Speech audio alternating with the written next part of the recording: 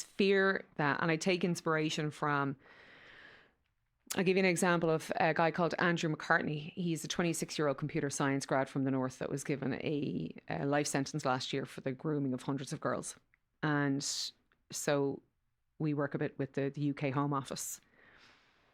And he would contact girls on public pages like Instagram or TikTok or whatever, Snapchat. And he'd target girls that were 10, 11, 12, looked like they had eating disorders. And he would contact them on those public pages, pretend to be a girl of similar age, and then start the trust cycle. So he would use phraseology like, I'm like you, we're the same, my parents didn't understand me either.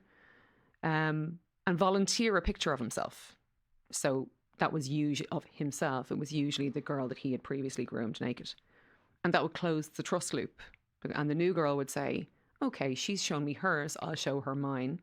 And then that would be the first image. And then sending the first nude image is the tipping point in a grooming attempt, because then what he would do was use that image, which is what most groomers do, to blackmail the child for more images, videos, online grooming, taking part in online grooming.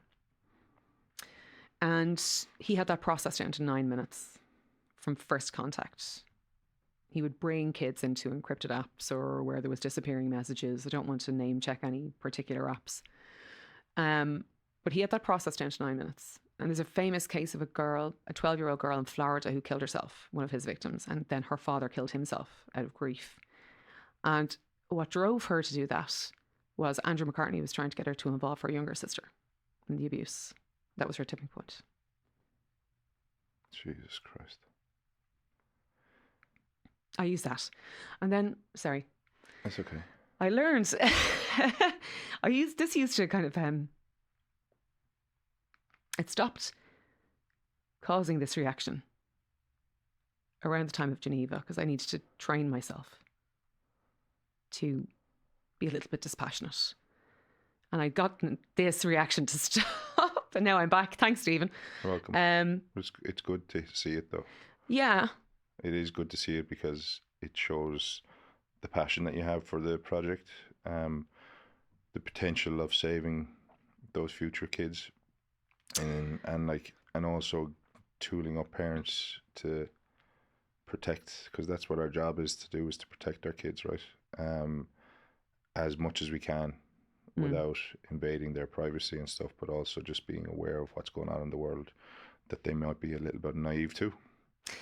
I was invited to speak to a group of parents at a big tech company recently. And in the prep call, the two parents that were running this parents group, I was in the car and I told the story of Andrew McCartney. And then I moved on to the story of Adam Rain, the 16-year-old boy who got into a therapeutic relationship with ChatGPT and was encouraged to kill himself. And he did. And now his parents sued ChatGPT, and there's guardrails now and all that kind of stuff. And I was kind of just, like a robot. I kind of have to kind of switch into the robotic mode. And then there was silence on the phone.